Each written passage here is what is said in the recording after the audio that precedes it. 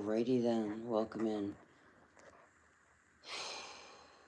Just some thoughts on some things that this place that we call Earth,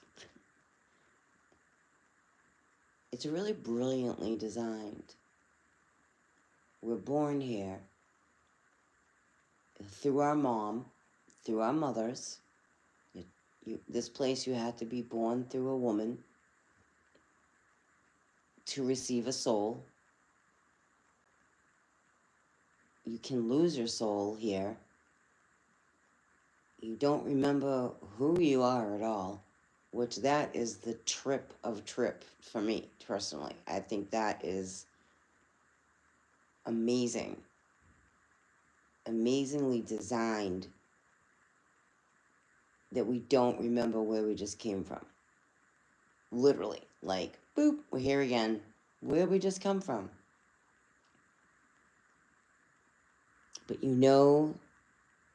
most know, or I don't know, maybe I should just put it this way. Starseeds, empaths, you know that this is not what it seems. Especially when you're younger. Before you get really earthed. Because as you get older, you get more earthed, right? And I connect more personally with the like the ancient Egyptians, and I've been honestly, I'm trying to figure out how to articulate what I'm understanding here about Osiris in this world that we're in with Set, because I still believe that we're really in the battle of Set and Osiris. That was the last battle had. Okay, call it Set, Lucifer. We're still talking about the same entity.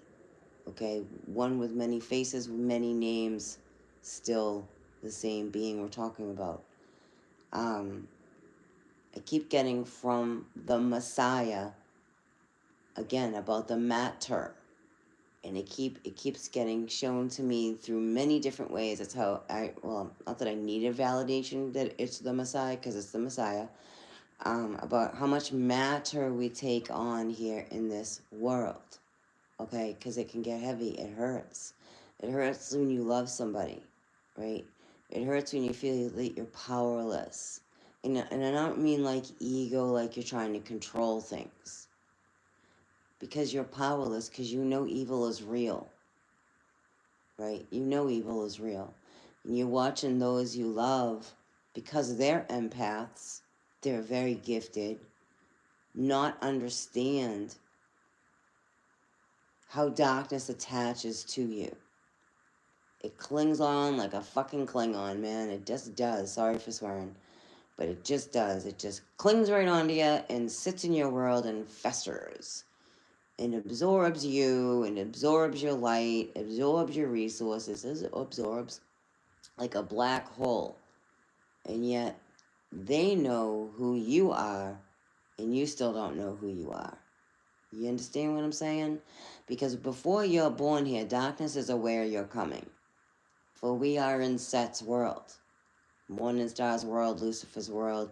For real, we are. We're at Earth. We're in dirt. We're in hell. We are. I know that's tough to take for some of you out there, but that's the real deal. It's like, because this place, you look around you. Crime is happening all over the place. People are getting, hurt. Children should never be fearful. Children should never have to be fearful of anybody. Children should never be hurt. Ever. And I'm always going to drive that home. And when you are a light worker here, and I am not talking New Age stuff either, you are a light of God. For you have a soul. Darkness knows, is very aware of you. It will latch on to you. And if it cannot get to you, it will attach to those that you love deeply. And it does. And it's very manipulative. Oh, is it manipulative? This place is very well designed diabolically. For we come from heaven, we get, I don't know, I see both sides of the coin of that. If we get tricked, and then some of us chose to come here for this time right here, and we did. Because of the levels, again, this is at. And yet we don't remember who we are. But yet we gain memories back of who we are. I'm not saying, I'm sure some of you are remembering who you are. That's not what I'm meaning. Basically, we're born with the veil of amnesia. All of us are. I hear that's part of Ra. I've heard that. I've come across information about that being part of Ra. That's the Cupid's bow on our lip. I'm not saying Ra's negative. I don't know who Ra really is. Okay, I sit on the fence about Ra. I identify more with that time. I identify more with the time of Atlantis. I identify more with the stories that come from the ancients that are painted and carved in rock versus a book that's been rewritten and rewritten and rewritten. And I'm not saying I don't identify with that and there's not truth in there. But when you start digging and researching, because your soul is calling you to do that, you start realizing how deceptive all this really is. It's like, what's the story here? We're born with amnesia. We don't remember who we are, yet we know we come from heaven. We know we're the light in the darkness. And I'll never forget it. Vergodin said it so perfectly. The archangels could only come in so far, and we volunteered to come into the darkest of dark, for we are the light. And I thought that was the best explanation, because other than that, I'm like, what am I doing here? Why am I here? Why would I want to be here? This place hurts. This place hurts. I have beautiful, amazing, gifted babies. They're not babies, but they're my babies. They'll always be my babies. And I see what they have gone through, what they are going through, what my babies, who are my descendants, they're my descendants. Let's get that straight. They're my descendants. My children are my descendants from my mother. I'm a descendant of my mother. My children are descendants of me and my mother. My grandchildren are descendants of my daughters, me, and my mother, and nobody else. Let's get that right. For they are our blood. They are my blood. And they are very, very special. And I have watched darkness constantly screw with them. Constantly. That's why I have a hard time here. Even to this day, it still goes on. It's hard here. It hurts here. This place is very weirdly designed. The darkness counts on the fractured family. So if you have a fractured family, it's amazing who slithers in and latches on. And it is. And they take advantage of that. And they do. That's facts. That is facts. I'm witness to it. Many of you are witness to it as well. Never underestimate the bond of a mother and child. Ever. Ever. That's where they fail and fall short. Always. You have divine children being born here. I mean, we're all divine. No one's better than another. That's not what I mean when I'm saying this. Everybody has a mission, okay? I see it with my children. I see it with my grandchildren. They are divine, for they have endured such darkness unnecessarily. They are divine. They are strong souls. Doesn't mean they still have to continue to endure darkness. And it comes in all shapes and sizes. And it comes in like a subtle foe. Sometimes it comes in full blast.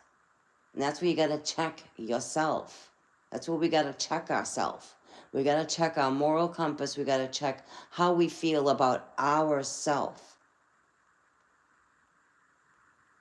Because darkness knows about you before you know about you. And it's counting on you not knowing about you. The design is brilliantly diabolical here. So I'm going to try to articulate what I've, because my tribe knows, like, I love God, and I love God. And if you have a hard time hearing that, you don't belong here. I love God, for I love God so much, it brings me to my knees and cry. It does. Doesn't mean I'm weak. It means I'm strong. For I love God so much, I chose to come here. My devotion is to God, not a man, God, and my children, not a man. If that happens, that happens. But like, my devotion is to God. My devotion is to walk with the archangels. That's my choice. That feels more home to me than this place.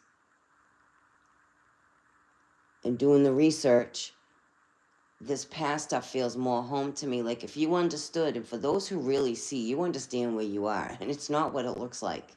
It's not. You see through the veil. You see the deceptions. You see what's really behind the veil. And it's very dark. It really is. That's real. That's really real. This is all an illusion. We are in Lucifer's world, the grand master of illusion. Grand master of illusion. He has a symphony here that lulls you every day. And there's a lot of messages that come through from the divine, don't get me wrong, with music, clearly. But it's all about tones, sounds, frequencies. Okay? And so what I was understanding, and I thought, wow, this is interesting, was about Osiris. We're going to go over to Osiris, because that I correlate and understand better with that than I do this organized religion stuff. I'm not into it. Like, I'll talk about it, but I'm really, it's deception. It's like, okay, wait a minute. You killed Christ, right? And then you pin him to a cross, right? Oh, and then let's put him in a building for everybody to see, which is humiliation ritual. And then you talk about how much you love Christ. Oh, and then you want to go take his blood and take a piece of his flesh, because that makes sense. But you love Christ. That's a humiliation ritual. It's over for the Vatican. It's over. The humiliation ritual is over. For we are the Christ here. You would not be here if Christ was not real. You have Christ RNA in you, and everything is targeted at that here in this world. For Lucifer cannot stand Christ. Don't ever forget that. Or Set with Osiris. Pick a feature. Pick a feature. Because the real the resurrections go back to that time. All right, it does. Osiris was resurrected. Horus was born from, immaculate conception. Technically, IVF. Basically, IVF. We call it IVF today. That's how Horus was, he was born. So Osiris, and Osiris taught Anubis this. Now, I don't know if Set knows how to do this. I haven't found research on that as far as the mummification of the body. There's a reason why that was all done. You notice we don't do that in this time. You notice they put us in the earth, or they cremate us. They don't mummify. You notice that because they don't know how to. So Osiris knew how to mummify. And what the mummification was, because he could walk through the realms and bring it to the king. Okay? The land of the kings, to bring it to heaven. But also, Osiris knew how to tether the soul to the body. And I feel like something happened where we, from another life, were tethered to our mummified body, and Osiris never returned. I keep getting that. I keep getting that, though, with Mother Earth, though. Like, because, we're on a carcass. And my folks know this. I'm not telling them anything they don't know. But for the new ones in the back, like, we're on a carcass. We're on a dragon. It's in the book of Enoch. Enoch saw, and I feel the true seers, you see that. You see the carcasses. You see it in the trees. You see it through the trees. You see it in the land. The volcanoes are a level of matter.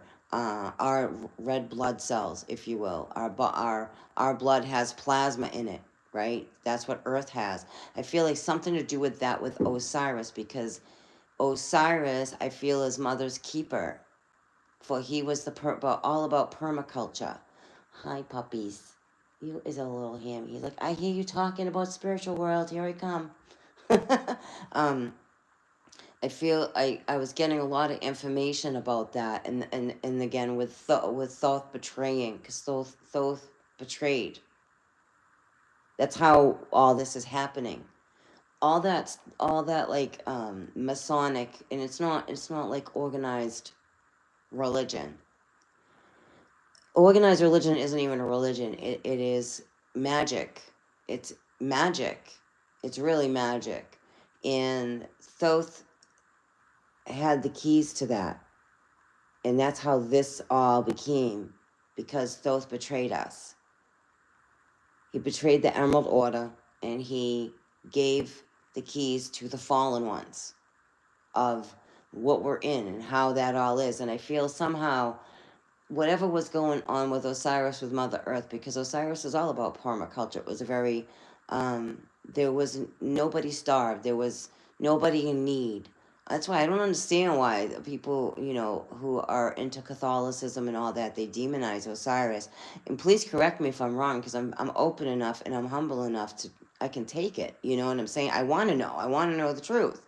I have not found any information that is negative about Osiris. I really haven't. And I've been looking, and I haven't found anything that states Osiris was any kind of negative entity at all.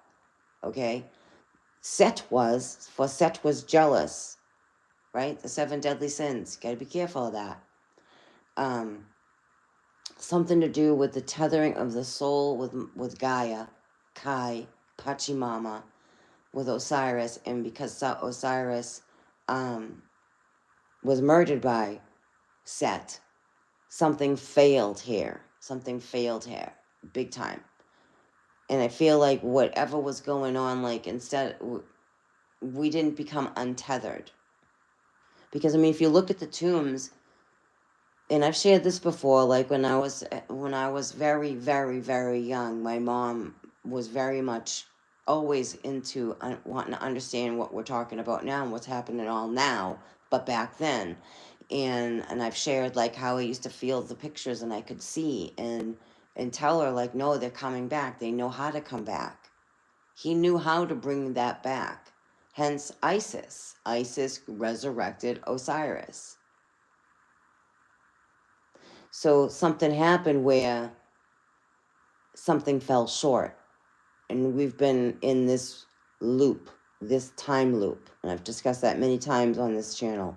We're in this time loop over and over and over again, right? Just different, it's the same thing, just different wallpaper. So I was just like, wow, this place is very, like, to be born with a veil to forget who you are is pretty powerful. I think that's very powerful. And we are clearly rising. We're being rebirthed, reborn again, right? Because those who are really on the, I mean, I don't ever try to pigeonhole, because everybody's different. You get different mission, you get different journey, but ultimately you're truly devoted to the most divine that there is, which is God, right? And I'm not talking about the God in the Bible either. The gods in the Bible are Enki and Enlil. Let's get this right. That's who the gods in the Bible are. Enki and Enlil. In their battle of 2 brothers, 2 sons. with Inanna, and then 2 sisters. Because you have Inanna that descended the 7 realms.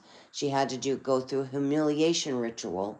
She did, which we divine feminine are really working to overcome that in this lifetime with the men that we pick. Sorry, guys out there. For the good guys, this isn't for you. If you're a good man, we're not talking to you. We're talking to the men that, put us through humiliation and act like you're all loving and kind, and then you're really not. You're just not. Because the truth always comes out, and it does. But you as a divine feminine have to really come to terms with that truth is, and it's painful. It really is. It's not a fun time. But it's a freeing once you move through it. It's really freeing. That's, to me, what I get out of the story of Inanna. When she descended, the divine feminine, she descended from heaven to come down the 7 layers, having to dismantle, disrobe, and offer a piece, right? A sacrifice. The divine feminine has been nothing but sacrificed. They're locked up in the Vatican. That's what some of that's going on down there in the Vatican. There's a lot of ancient divine feminines that are imprisoned there. There's ancient scrolls there. There are ancient spells there. There's a lot under there. Let's just put it that way. There's a lot of divine feminine ancient that has been demonized. I love the people that just automatically go like, oh, it's a demon. How do you know that? Why? Because of the way it looks? Well, if I was locked up in a cell for eons, I don't know, I'd probably look like a demon too, after a while. My hair would turn into snakes. You know what I'm saying? Like, instantly it goes to that demonization of a divine feminine. So I was really understanding that ritual about Inanna. And it just clicked for any woman who has survived a narcissistic man, who was a demon, by the way. You'll understand what I'm saying. Because all you've done is give, right? And they do a real good job of making it seem like stuff is balanced out. They do, to a point. But you're just giving and giving and giving and giving, and they take, and take. Oh yeah, and take more. That's what I was getting from the story with Inanna descending and having to go through a humiliation ritual. That's why we're born with no clothes on. It's a humiliation ritual to battle her sister. She was Inanna was left for dead down here. If I understand the story properly, it was a brother that came down and saved her, or her lover. I forget. I apologize. I don't remember who that exactly was, but it was either her divine partner or her brother that descended down to rescue her from her sister, because her sister was so jealous. And I do think like the whole Cain and Abel story is based around that. And you notice they're all guys. It's always men. I'm beginning to wonder. Just saying. Beginning to wonder, just like the Messiah. Really, really think Messiah is a divine feminine. Just my thoughts on things.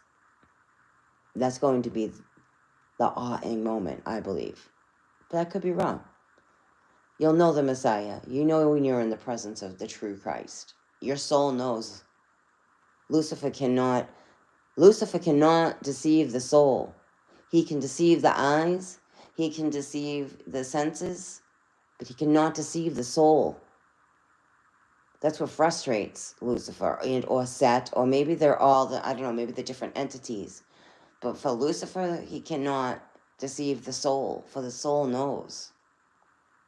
The soul knows. It's getting over the ego part, right? In the self-doubt, in the self-doubt talk, and the trickery of the eyes. That's why it's important with your third eye. It's important to listen to your instincts. Your instincts knows the way, knows the truth. It's when our mind takes over and we talk ourselves out of listening to our instincts that things can go awry. So, but that's what I was like, wanted to just come on and just share some thoughts on that, especially with Osiris and the tethering. I had come across that information, which was new to me, because I do a lot of research on a lot of different things. I'm just seeking the truth. And I identify more with the Egyptians in that time frame. And we are in the spirit world. We never left the spirit world. We're in the spirit world. The veil is dropped, so the spirit world's being more revealed now. That's why, when I show certain people out there, boots on the ground, doing paranormal investigations and showing these entities that have been there the whole time, and now you can see them because the veil is dropped, and the angels gave us better technology, and they did. The divine angels. Yes, there's fallen angelic technology here, but don't Archangel Michael would never, ever, ever, ever, ever leave us. Ever. He would never leave us. He would never fail us. He would never abandon us. For he is the right hand of God. So that's why we have the levels of things that we do. And it's, again, how you use it. Even the cameras, I think the camera was the best invention. And if you look back at photos of, way back in time when they took pictures of the dead, which is creepy. I know, it is creepy, but they did. But that's what we're doing. It's no different. It really isn't. That made me, that really shifted my perspective with things a long time ago. A very long time ago. Way, way, way, way, way back. When I understood that that's what they did. And that's why Native Americans don't like getting their picture taken, because they feel it takes a piece of your soul. So if when you look at pictures, it's kind of great. It's a beautiful momentum, don't get me wrong, and it is. It's a beautiful momentum of time. But it's kind of creepy when long ago, they would literally sit families all together, like family portrait, but they weren't alive. Really creepy. It's really, the difference is in the eyes, though. Like, you can tell when someone clearly has a soul and someone doesn't, in a picture. But I was getting that about Osiris with Mother Earth, with Kai, Pachamama, great-grandmother, right? The great-grandmother, because they call it the grandfather, in the natives call it the grandfather sky, the great-grandfather sky, and the great-grandmother Earth. I feel like something was going on with Osiris with that, and I feel like this is why they want Osiris to return, because they inserted his DNA into the collider. So Osiris is here, and it shows up in the frequencies around us. That's facts. It's scientifically proven. Osiris and Ra are here. Ra is here, Osiris is here. So, and you have Set that's here. I don't know about, the Luciferian line. That's a whole different level. I don't believe that Lucifer is just one being. Let me rephrase that. Lucifer is one being that looks like many different beings. That's the Luciferian line. It's a bloodline. And I have some information on that I will share more on. I will share more information with that. And again, some of you can look this up too, with Ashana Deneen. She really goes in depth, a lot of detail about the Luciferian line. And then you have Mud Fossil University, driving it home. That guy, he should be in every major learning center about Earth and what we're living on out there. And he should. His teachings are spot on. And he proves it. He scientifically proves it.